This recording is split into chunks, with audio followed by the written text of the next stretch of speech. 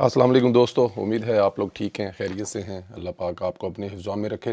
ہماری دعائیں ہمیشہ کی طرح آپ کے ساتھ ہیں۔ دوستو، ریاست بار بار پیغام دے رہی ہے اور شدت سے دے رہی ہے، غصے کا بھی بار بار اظہار کر رہی ہے۔ پی ٹی آئی کے وائس چیئرمین شاہ محمود قریشی کی سائفر کیس میں سپریم کورٹ سے ضمانت ہو چکی تھی، لیکن چھٹیوں کے باعث وہ رہا نہ ہو پائے۔ کل جب ان کی رہائی کے معاملات پورے ہوئے تو رات کو ڈپٹی کمشنر راولپنڈی نے شاہ محمود قریشی کو نظر بند کر دیا۔ چونکہ پولیس جانتی تھی کہ عدالت شاہ محمود قریشی کی نظر بندی ختم کر دے گی، اس لیے پولیس نے قریشی کی نظر بندی ختم کرائی اور 9 مئی کے کیس میں گرفتار کر لیا۔ شاہ محمود قریشی اڈیالہ جیل سے باہر نکل کر ایک انقلابی تقریر کر رہے تھے۔ اوئے ہوئے ہوئے ہوئے ہوئے ہوئے کی گرم تقریر کر چھڑی شاہ صاحب نے، کمال تقریر کر چھڑی شاہ صاحب نے، لیکن فائدہ کوئی نہیں ہویا۔ پولیس والے ان کو اپنے ساتھ لے جانے کے لیے کہہ رہے تھے، لیکن وہ تھوکے پہ تھوکے پھینک رہے تھے۔ جوش خطابت میں مجھے تھا کہ ہونے ڈگے، لیکن ڈگے نہیں۔ لیکن جوش خطابت میں انہوں نے وہ ثابت کر دیا کہ اس دور کے سب سے بڑے عظیم انقلابی لیڈر جانشین عمران خان جناب شاہ محمود قریشی صاحب ہیں۔ اچھا جی، اس دوران پولیس نے شاہ محمود قریشی کو زبردستی پکڑا، ان کی مزاحمت کے باعث انہیں گھسیٹتے ہوئے بختر بند گاڑی میں ڈالا۔ شاہ محمود قریشی کی یوں گرفتاری بتا رہی ہے کہ ریاست 9 مئی کے انتشاریوں کو ریلیف ملنے پر غصے میں ہے، اور اس گرفتاری سے پی ٹی آئی کا ایک اور خواب ٹوٹ گیا، کیونکہ عمران خان توقع کر رہے تھے کہ شاہ محمود قریشی کی رہائی سے پارٹی کے معاملے درست ہو جائیں گے، درست سمت میں چلیں گے، شاہ صاحب باہر جائیں گے اور عمران والا کردار نبھائیں گے، لیکن میرا خیال ہے ایسا ہوتا ہوا نظر نہیں آ رہا۔ ہمارے کچھ دوست بضد ہیں، میں آگے جا کے بتاتا ہوں کس چیز پہ بضد ہیں۔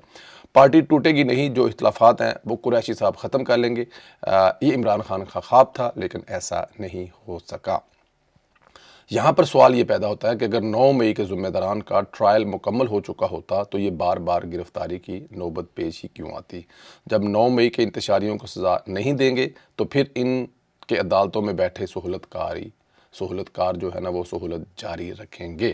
یہ تو طے ہونا چاہیے کہ انتخابات سے قبل 9 مئی کے انتشاریوں کو سزا ہونی چاہیے تھی، لیکن یہاں تو ابھی تک چارج شیٹ ہی فائل نہیں ہوئی۔ ملٹری کورٹ کا فیصلہ سپریم کورٹ نے سٹے پر رکھا ہوا ہے۔ یہ وہ سوال ہے جس کا کسی کے پاس جواب نہیں ہے۔ یہاں پر آ کر ہمارے وہ جو دوست شک و شبہات کا اظہار کرتے ہیں، ان کی بات کو تقویت ملتی ہے کہ کسی نہ کسی جگہ پر اب بھی یا تو جمہوریت کے ساتھ کوئی ہاتھ ہو رہا ہے یا پھر عمران خان کے ساتھ کوئی نہ کوئی جو ہے وہ کھڑا ہے۔ دونوں میں سے کوئی ایک چیز ہو رہی ہے۔ یہ لوہے پہ لکیر بات ہے کہ جی تھوڑا سا ادھر کر لیتے ہیں، تو یہ بالکل کنفرم بات ہے۔ دونوں میں سے کوئی ایک چیز جو ہے نا وہ ہو رہی ہے، ورنہ ایسا نہ ہوتا جیسا روز مطلب کوئی نہ کوئی میلہ لگا ہوتا ہے۔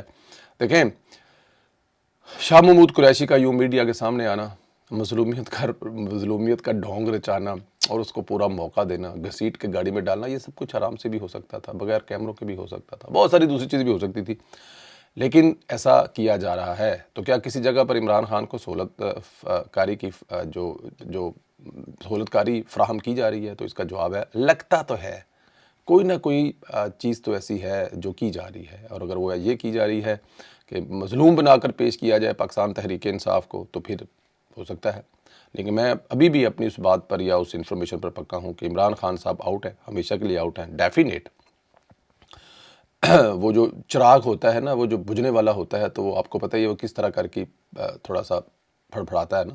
یہ پھڑپھڑانا عمران خان اور اس کی پارٹی کا ہے، لیکن یہ مزاحمت کر رہی ہے، اس میں کوئی شک نہیں ہے۔ ہر جگہ پہ مزاحمت ہو رہی ہے، چاہے وہ ورکر ہو چاہے وہ ہو، لیکن جو کیا ہے اس کے بعد یہ کچھ بھی کر لیں، ان کی دال گلنے والی نہیں ہے۔ ملک دشمن عناصر جو ہیں یا ملک دشمن جو کاروائیاں ہیں یا ملک دشمن جو عمران خان صاحب کے کارنامے ہیں، وہ ہم سب کے سامنے ہیں۔ اس سے عمران خان بچنے والے نہیں ہیں، اور اگر وہ بچ گئے بس سوال کے نشان اس پر۔ ادھر سپریم کورٹ سے عمران خان کو ایک اہم ریلیف نہیں ملا۔ پی ٹی آئی کی بڑی امیدیں لے کر گئی تھی، لیکن وہ امیدیں ختم ہو گئی ہے۔ پی ٹی آئی نے توشہ خانہ کیس میں عمران خان کی نااہلی ختم کرنے کی درخواست دائر کی تھی۔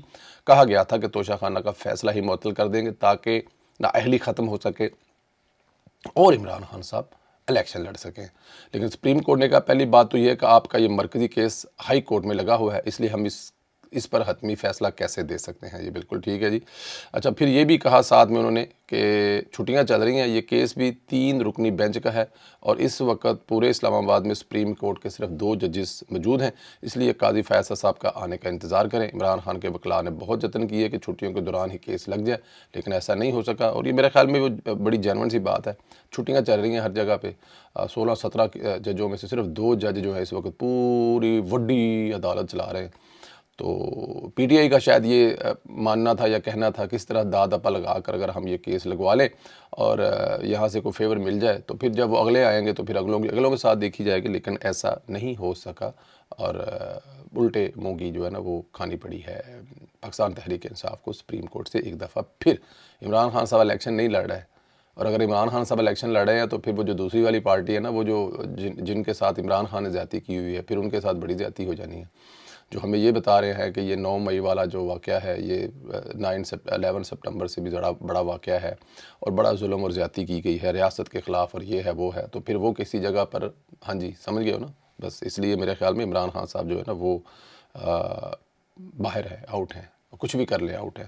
سائفر کیس میں عمران خان کے خلاف اڈیالہ جیل میں اہم سماعت ہونی تھی، گواہوں کے بیانات ختمی دلائل ہونے تھے، لیکن جج صاحب کی طبیعت خراب باعث ہونے کے جو ہے وہ اس کی سماعت نہیں ہو سکی۔ ظاہر ہے جج بھی انسان ہوتے ہیں، ان کی بھی طبیعتیں خراب ہو سکتی ہیں، کچھ بھی ہو سکتا ہے، لیکن یہ پوسٹ پون ہوئے ہیں، لیکن یہاں پر بھی عمران خان صاحب جو ہے وہ مجھے تو کم از کم بچتے ہوئے نظر نہیں آ رہے۔ اس وقت ہر طرف ایک خبر پھیلائی جا رہی ہے، چکوال میں فیض حمید نے آئندہ انتخابات کو ہائی جیک کرنے کا منصوبہ بنایا ہے۔ اس منصوبے میں عمران ریاض، شابر شاکر جیسے فیک پروپیگنڈے والے صحافی اور کچھ میڈیا چینل بھی شامل ہیں۔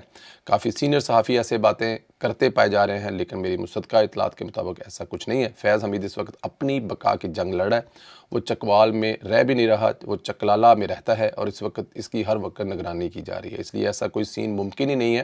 فیض حمید ایسا کوئی پلان بنائے، اسے جی ایچ کیو سے بہت سخت قسم کی وارننگ ملی ہوئی ہے اور وہ جانتا ہے کہ اس کے خلاف 2 کیس اہم ہیں ابھی تک۔ فیض آباد دھرنا کیس سے بچ بھی جائے تو ہاؤسنگ سوسائٹی والے کیس میں اس کا بچنا بہت مشکل ہے۔ فیض حمید اپنے نازک ترین وقت سے گزر رہا ہے اور ایسے نازک حالات میں عمران خان کو بچانے کی بیوقوفی نہیں کر سکتا۔